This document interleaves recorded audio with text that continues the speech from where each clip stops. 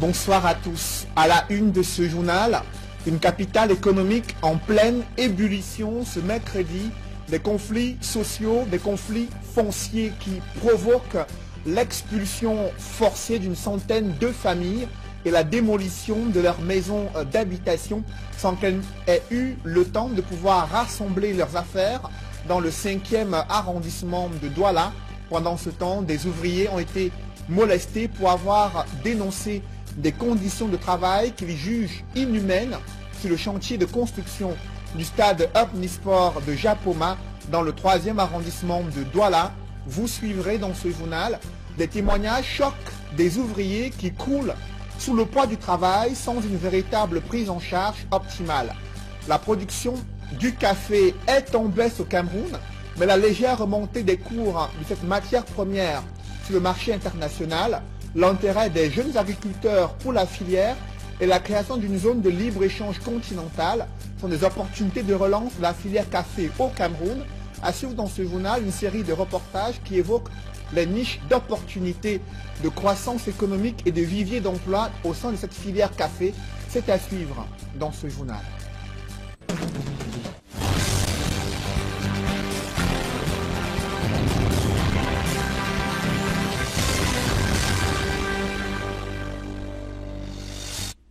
Merci de suivre cette édition complète de l'information sur Equinox Télévision. Des conflits fonciers provoquent l'expulsion forcée d'une centaine de familles. Elles ont vécu impuissantes la démolition spectaculaire de leurs maisons d'habitation dans le 5e arrondissement de Douala. Ces familles se plaignent de ne pas avoir été alertées. Un litige foncier qui oppose ces nombreuses familles à un individu qui revendique la propriété foncière sur cet espace querellé dans le 5e arrondissement de Douala.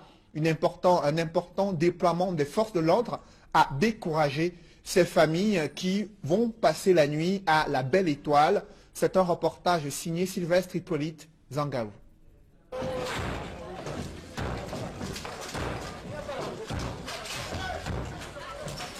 Comme une armée déchaînée sur l'adversaire, des démolisseurs sont tombés un à un. Les murs des maisons qui se dressaient pourtant fièrement quelques minutes plus tôt.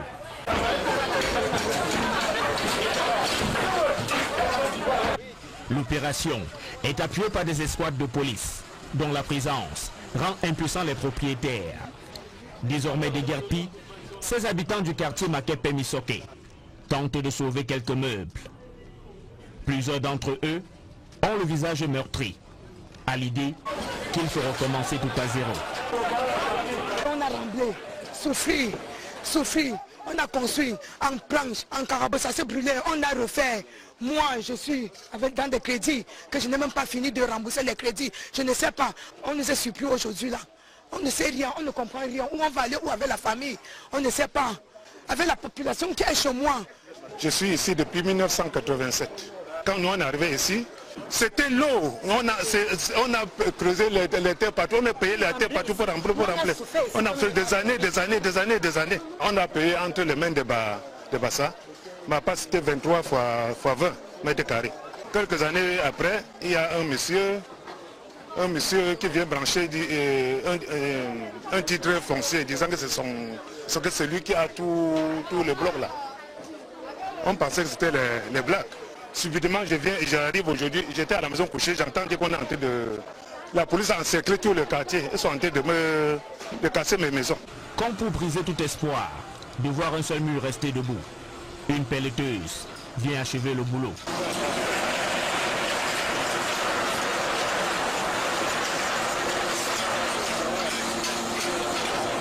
La messe est dite. Le litige foncier, qui a fait de des déguerpis sur cet espace classé zone verte, les oppose depuis des années à un particulier qui brandit un titre foncier, qui a donné lieu à une décision de justice, sommant les occupants de partir. Ou très peu d'entre eux ont la réponse à cette question. On va se débrouiller. Ce n'est pas la fin du monde. Tout est vanité. Propriétaires de leur domicile jusqu'aux premières heures de cette matinée du mercredi 4 avril 2018, les habitants de ce quartier Makepe Misoke dans l'arrondissement de Douala 5e sont désormais des sans-abri. Chefs de famille, femmes et enfants sont appelés à défaut de dormir à la Belle Étoile à aller chercher refuge ailleurs. Sur le théâtre de cette opération pour Equinox Télévision, Sylvestre Hippolyte Zangaou, Innocent Abegaouna. Sur un autre site où de vives tensions ont été observées, c'est le chantier de construction du nouveau stade Omnisport situé dans le 3e arrondissement de Douala. Des ouvriers ont été molestés pour avoir tenté de dénoncer les conditions de travail qu'ils jugent inhumaines. Ils sont contraints d'effectuer des travaux d'Hercule de jour comme de nuit. Ils croulent sous le poids du travail sans une véritable prise en charge optimale. Reportage Xavier Sorel-Tésia et Séverin Tchouban. Rien ne va plus sur le site de construction du nouveau stade Ajapoma dans le 3e arrondissement de la ville de Douala. Des ouvriers camerounais engagés sur ce chantier croulent sous le poids des travaux herculiens qu'ils y effectuent. Ces travaux affecteraient gravement leur état de santé, mais ne sont malheureusement pas suivis par leur employeur. Ils en ont ras-le-bol et tiennent à le faire savoir. Nous voulons que le respect du cahier de charges soit fait. Ici, entre Yenegoun, Autoservice et le gouvernement camerounais. Nous avons donc ici là des motifs qui nous ont poussés au préavis de grève. Il y a d'abord un licenciement abusif des délégués et des ouvriers aussi, des menaces, comme le collègue vient de le dire ce matin. Cela ne vient pas seulement du corps de l'armée qui a été détaché ce matin, même à l'intérieur, nous subissons ces menaces. Exaspérés de subir un mauvais traitement, ces ouvriers ont tenu à respecter le mouvement de grève qu'ils avaient au préalable annoncé. En réaction, des hommes en tenue les ont violemment réprimés au dire des manifestants. Aujourd'hui aux environs de 6 heures, comme on avait prévu la grève le 4, nous sommes venus, nous les délégués en premier aux environs de 6 heures. Et nos collègues nous ont rejoints devant le portail. Nous avons attendu les autres venir. Quelques moments plus tard, le colonel est venu nous demandant soit on va travailler, soit on quitte devant le portail. On a dit on a les préavis de grève. Aujourd'hui on a décidé de gréver parce qu'on revendique nos droits.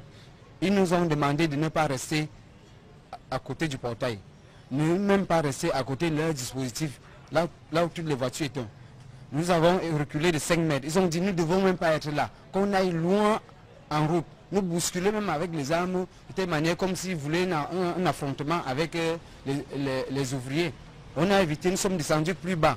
Même jusque là-bas, ils sont venus nous pousser jusqu'en route au goudron, en disant que c'est le gouverneur qui les a demandé qu'il n'y ait pas grève là-bas, qu'on nous expulse du lieu. Les ouvriers qui sont entrés dans le site pour travailler, ils étaient avec nous dehors. Ils ont été menacés, influencés en les poussant qu'à aller travailler. C'est comme ça qu'ils sont entrés. Ce mouvement intervient juste quelques temps après le passage de la mission d'inspection de la CAF sur ces installations. Les grévistes, quant à eux, savent qu'ils sont déjà licenciés, mais tiennent à ce que justice soit faite. L'ampleur de la crise anglophone vient d'être dévoilée avec la libération des otages suisses et italiens dans la région du sud-ouest. Le gouvernement se félicite de la réussite de cette opération menée dans le chaudron de la crise anglophone, mais c'est le silence total sur les conditions de libération des ex-otages, mais aussi le mystère plane sur le cas du sous-préfet de Batibo enlevé il y a plus d'1 mois dans la région du nord-ouest. Emmanuel Job et Guy Zogo. Des touristes étrangers ont été récemment pris en otage au Cameroun dans le sud-ouest, selon des informations rendues publiques au cours d'une conférence de presse conjointe des ministres de la Communication et des Relations extérieures à Yaoundé. 12 Européens, dont 5 Italiens et 7 Suisses, se sont retrouvés au Cameroun, dans la région du sud-ouest, à Ngouti, département de Coupé-Mané-Ngomba, en train donc de visiter, de découvrir les paysages merveilleux de notre nation. Et c'est à cette occasion donc que malheureusement, ils sont tombés donc, dans le guet-apens des sécessionnistes et terroristes qui les ont pris en otage. Selon le ministre de la Communication, c'est la collaboration des populations et l'action des forces de défense qui ont conduit à la libération des otages. Grâce à la collaboration de nos populations, grâce à nos forces de défense et de sécurité, la synergie donc de ces deux ensembles a permis de libérer ceux qui étaient donc pris en otage. Le bilan de cette opération, d'après le ministre de la Communication, fait état d'aucune perte chez les otages. Beaucoup de preneurs d'otages ont été neutralisés. Les 12 touristes sont parmi nous. En présence des ambassadeurs d'Italie et de Suisse, les otages libérés ont été remis officiellement à leurs pays respectifs.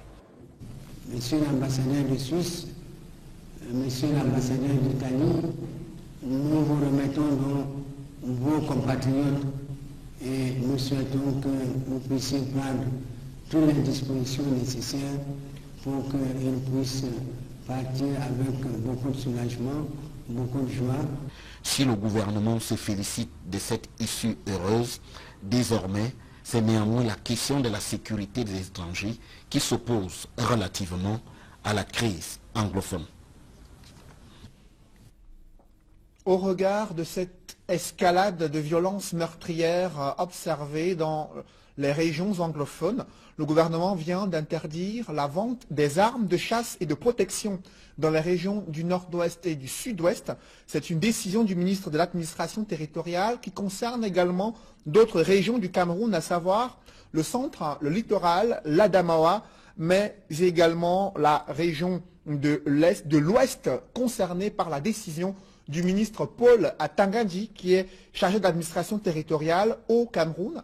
Précisons que près de 24 000 armes sont en circulation de manière illicite au Cameroun, selon les chiffres du ministère de la Défense.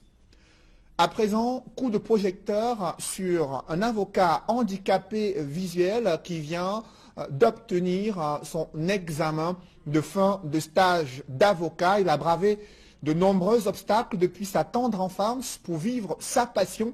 Il raconte son parcours exceptionnel dans ce reportage de Mitterrandam et Kediara. C'est au lieu dit la douche à Douala, au cabinet de maître Jean-Claude Biyiga, que nous sommes allés à la rencontre de maître Ngalembok, Jean-Vie Alfred, la nouvelle coqueluche du domaine de l'avocature au Cameroun. 37 ans à peine, malvoyant depuis l'âge de 3 ans, mais lauréat à l'examen de fin de stage des avocats qui lui ouvre gracieusement la porte qui mène au grand tableau. Pourtant, s'il est aussi décontracté et sûr de lui aujourd'hui, cela n'a toujours pas été le cas.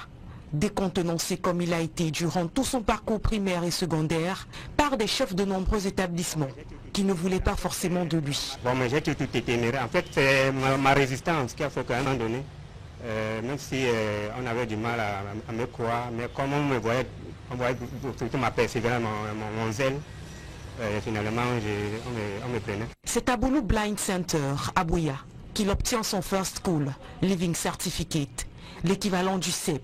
Et pour avoir accès à un établissement secondaire, sa maman a dû user de persuasion et de beaucoup de patience. C'est finalement à Ezeka, puis au lycée de Ndokrim, à Douala, qu'il fera son parcours secondaire avant d'accéder à l'université de Douala.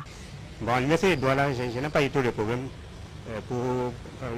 en ce qui concerne mon inscription. Je me suis inscrit là-bas sans problème. J'ai fait mon parcours de la première année en 4e année. Et après, j'ai eu ma maîtrise en droit.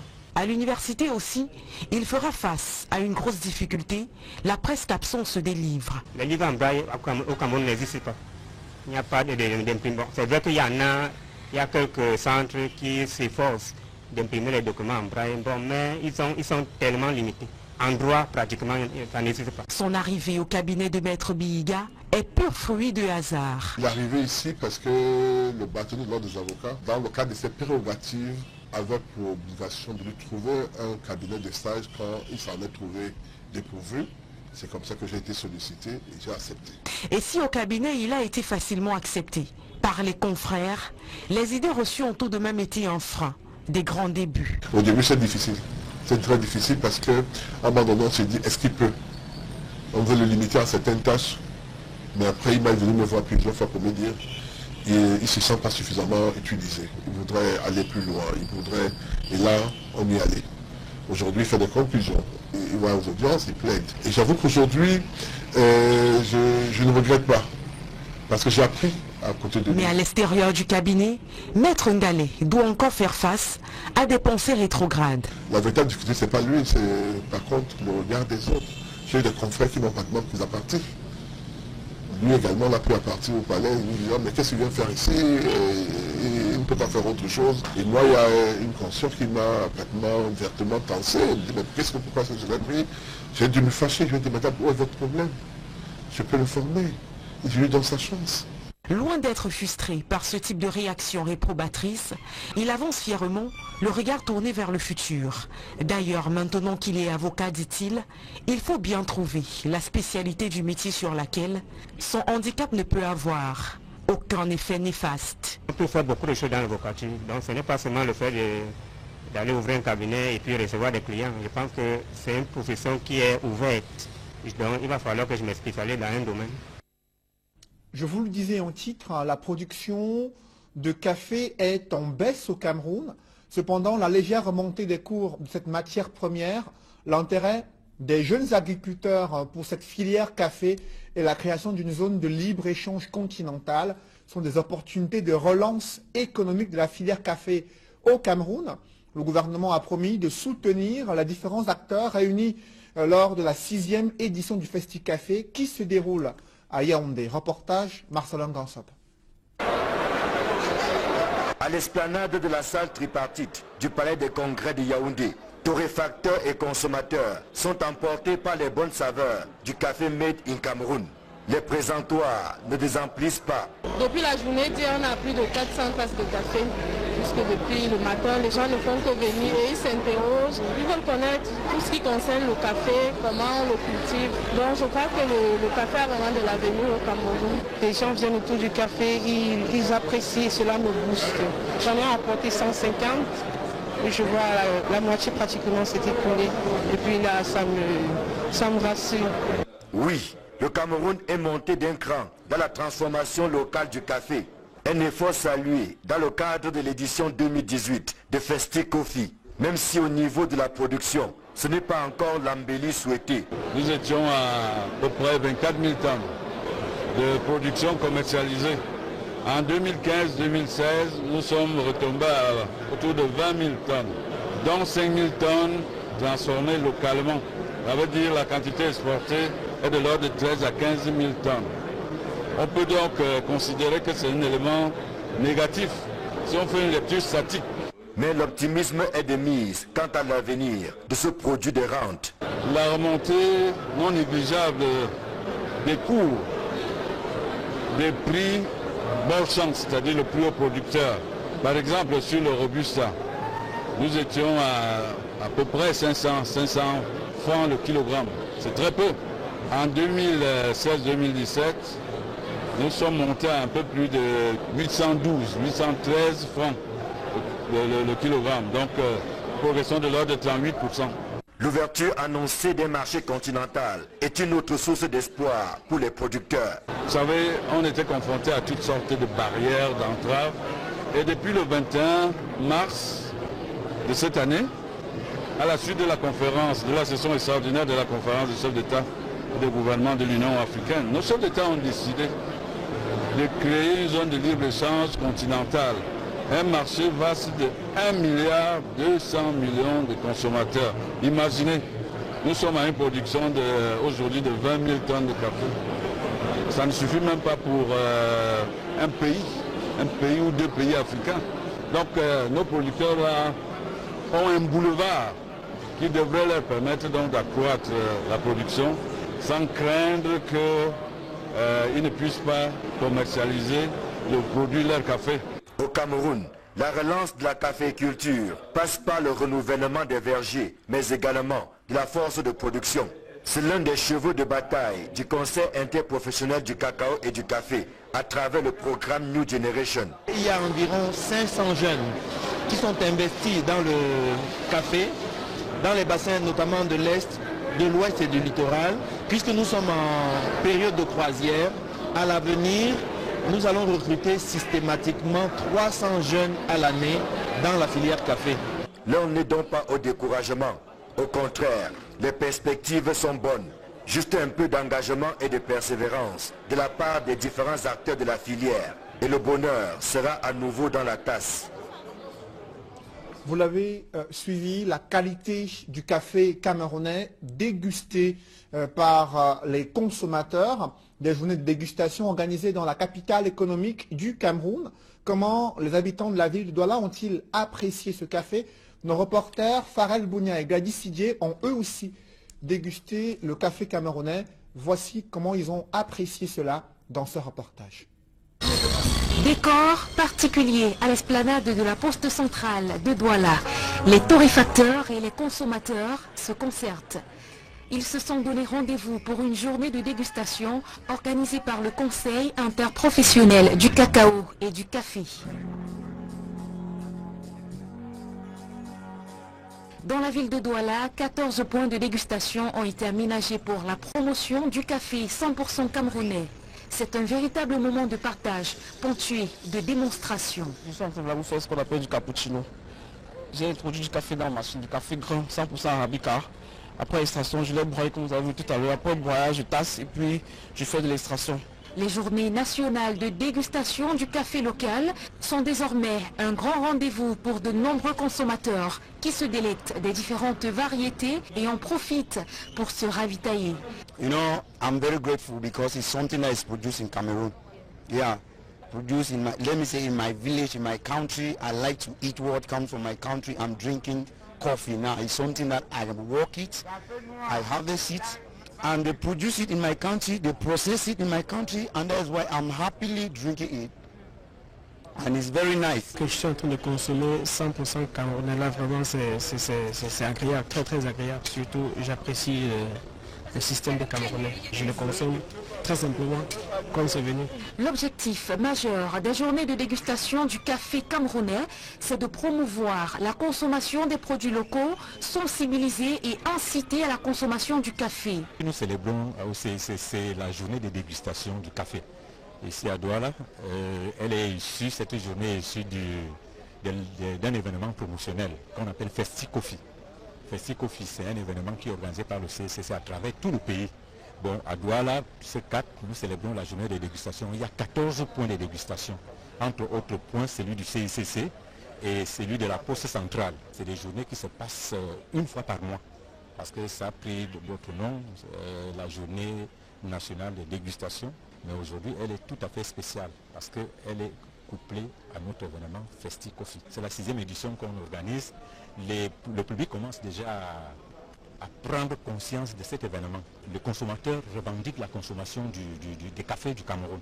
On se rend finalement compte que quand on lance cet événement, il y a une adhésion massive. Le CICC veut aussi démontrer que les mesures engagées pour le développement de la filière café portent leurs fruits et un accent est mis cette année sur l'accompagnement des jeunes. Le CICC ne fait pas seulement dans la promotion de la consommation du café, mais le CICC fait aussi dans la promotion de la culture du café. Parce qu'il y a un programme structurant à l'intérieur, un programme interne qu'on appelle New Generation. Et New Generation Café, New Generation Cacao.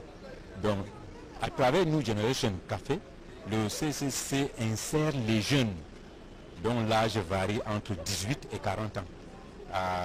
Il les accompagne dans la production, la formation, puis en équipement, c'est-à-dire petit matériel agricole pour la production du café. Les 2 cafés, bien sûr, c'est aussi l'une des missions du CCC dans l'accompagnement des producteurs de café et de cacao dans notre pays. Les vertus de la production nationale du café seront une fois de plus vantées lors de la 6e édition du Festi Coffee. Dégustation du café camerounais, ces vertus ont également suscité l'intérêt des consommateurs de café à Bafoussam, chef de la région de l'Ouest. C'est le constat que font nos reporters Dalastiana et Jean-Paul Chouniat. Au siège de l'Union centrale des sociétés coopératives agricoles de l'Ouest, UCAO, la consommation du café camerounais est un rituel pour les habitants de Bafoussam.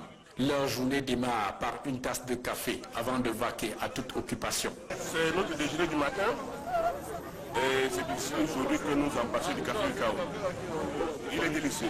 Quand tu prends le café le matin, tu es vraiment en forme. C'est bon café. Ça nous sommes ici chaque matin. La tasse. Pour promouvoir davantage la consommation de ce produit local de base, UCAO, en partenariat avec le Conseil interprofessionnel du café et du cacao, CICC, tiennent une journée nationale de dégustation du café camerounais. De fidèles consommateurs apprécient. Très appétissant, très stimulant. Quand tu vas travailler, tu travailles comme vraiment tranquille. C'est un café qui est très bon. Il faut le prendre au miel et au sucre. C'est recommandé. C'est un café assez long. Parce que ça chauffe bien. Autre arrêt de dégustation, l'esplanade de la communauté urbaine de Bafoussam. Quand tu avais une gorgée en descendant, toi-même tu comprends sur toi. Tu es fier de boire du café. C'est bon, hein? Même parfum, même goût. Autant les habitués reconfirment la qualité exquise du café de chez nous, autant les néophytes découvrent sa saveur. Le café camerounais pour moi est très agréable parce qu'il est à la fois corsé, mais il n'est pas du tout acide, il est très très doux. Vous avez l'habitude de consommer le café camerounais? J'apprends à le consommer. Est-ce que ton marché là, il était signé au Bayern ou bien ici à Baxol? Mais on n'a même pas le fond de temps. Ça fait du bien, c'est bien pour la santé. Convaincu de sa qualité unique sous les tropiques, d'aucuns proposent des affinements marketing pour une distribution intensive et extensive du café camerounais afin d'atteindre toutes les couches sociales de la population. Il faut qu'ils vendent aussi, qu'ils font ça en stick pour permettre aux pauvres d'accéder à ça. Parce qu'en faisant ça en stick, comme les autres cafés qu'on vend à 50-50 là, chacun aura accès. Selon des nutritionnistes, le café contient de nombreuses vertus qui mettraient ses consommateurs à l'abri du cancer, le diabète, des migraines, et régulant aussi la fonction cardiovasculaire et biliaire du corps humain. Pour ses bienfaits, le café camerounais a déjà glané plusieurs distinctions internationales. Le dernier en date, décerné à UCAO en 2017 à Paris. Lorsqu'on parle du café camerounais, nous voyons notamment le café UCAO, n'est-ce pas, qu'à travers ces différents prix, a mis en valeur tant sur le plan national et international la qualité du café camerounais. Notamment le café Force 2, le café Délice, qui, n'est-ce pas, sont appréciés tant sur le plan national et international. Fort de ses 60 ans d'expérience dans la culture et la promotion du café camerounais, l'Union centrale des sociétés coopératives agricoles de l'Ouest et le Conseil interprofessionnel du cacao et du café entendent fédérer les énergies de tous les acteurs de la filière pour une meilleure valorisation des produits de base made in Cameroun. Dans ce chapitre agriculture, d'autres jeunes sont inscrits à l'école de l'optimisation de la production de l'épice camerounaise, la plus sollicitée sur le marché international.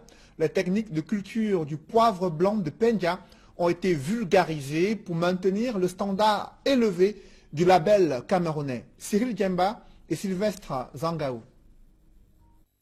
Le poivre blanc de Pendia doit continuer à garder son rang parmi les plus demandés sur le marché international, ce qui implique une bonne formation à la base des producteurs qui investissent dans le domaine.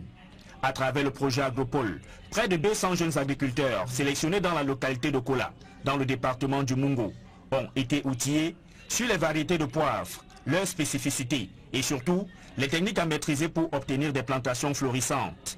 Vous voyez, ça c'est trop petit, ça c'est moyen et ça c'est gros. Ça c'est ça qu'on cherche à l'exportation, ce qui est plus gros. Les plus petits comme ça se vendent au marché intérieur. Vous comprenez pourquoi il parlait donc. Maintenant, il a dit encore qu'il faut sélectionner, il faut regarder l'épaisseur de la peau. Nous prenons la peau comme ça. Nous essayons de regarder. Vous voyez, la peau est toute petite. Et vous voyez la grosseur de la graine? La graine est grosse. Oui. En salle et sur le terrain, ces jeunes agriculteurs ont reçu leur formation sur 4 modules et devraient être capables de transmettre les connaissances acquises à d'autres. La sélection massa, le choix, comment prélever les boutures, et également le choix du terreau.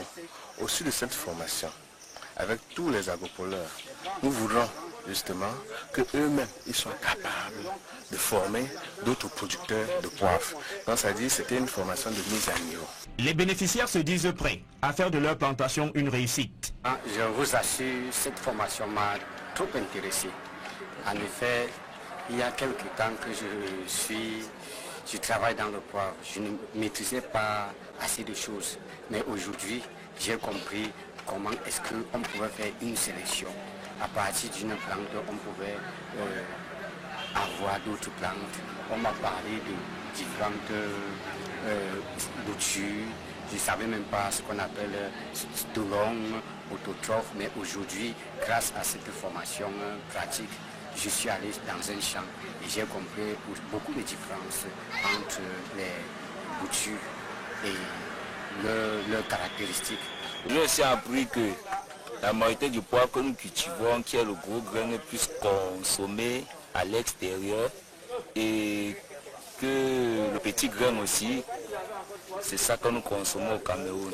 C'est une chose salutaire du fait que les enfants vont rester sur place et trouver du travail. Ne plus aller se promener dans les villes d'une façon bidon. Et ils resteront à la case départ et puis ils vont faire le nécessaire pour organiser leur avenir. Après Kola dans le département du Mungo, le projet Agropole qui vise à promouvoir le secteur agricole par la formation des producteurs va s'étendre dans d'autres localités. En bref, à présent, les Jeux de la FENASCO qui se déroulent du côté de Ngaoundéré dans la région de l'Adamawa. 10 disciplines sont au programme de la compétition de la Fédération nationale de sport scolaire lancée par le ministre des Enseignements secondaires. Pour cette édition 2018, l'événement sportif regroupe près de 1800 athlètes, 200 encadreurs et 60 officiels.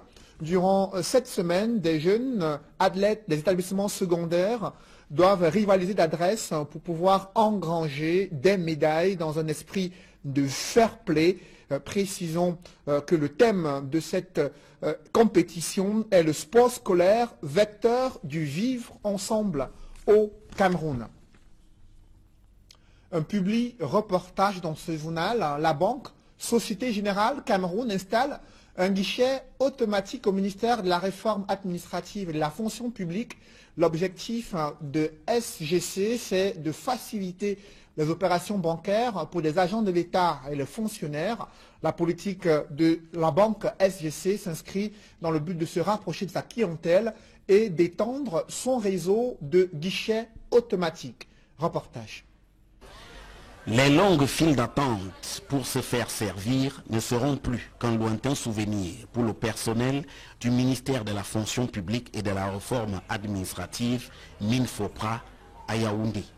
Grâce à la Société Générale Cameroun, SGC, le MINFOPRA est désormais doté d'un distributeur automatique qui facilitera les opérations courantes de son personnel. Les personnels ont souvent des difficultés à l'approche pendant les périodes de salaire, à aller s'aligner dans les différentes banques ou alors au niveau du trésor. Donc par cette entreprise, le ministre de la fonction publique, la réforme administrative a voulu permettre à son personnel non seulement d'accéder facilement à leur salaire, mais également de leur permettre de s'intégrer dans le circuit banquier informel, les inciter à s'allier à une banque et à utiliser donc la monétique qui est un peu la monnaie de demain. Il n'est plus de nos jours aisé de se promener avec des espèces. Donc lorsqu'ils ont des opérations, au lieu de parfois quitter le service, ne pas servir les usagers, ils ont donc un instrument à leur disposition.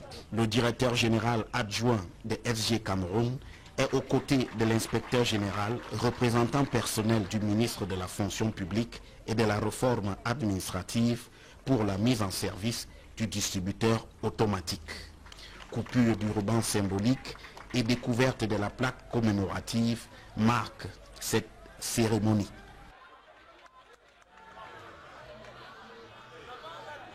Des tests de retrait d'argent sont également effectués pour montrer qu'il s'agit bel et bien du concret.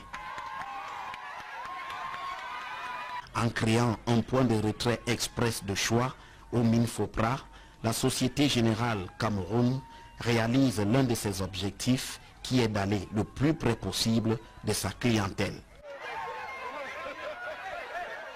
C'est le déploiement de la stratégie multicanale de la banque. Nous essayons d'atteindre nos clients, c'est-à-dire par plusieurs canaux. Nous ouvrons des agences, mais également nous déployons ce genre de distributeurs pour pouvoir venir plus proche du client. Non seulement ça permet effectivement à nos clients, c'est-à-dire d'avoir moins de stress, mais aussi à nous faire beaucoup plus confiance, parce que ça c'est un facteur de fidélisation.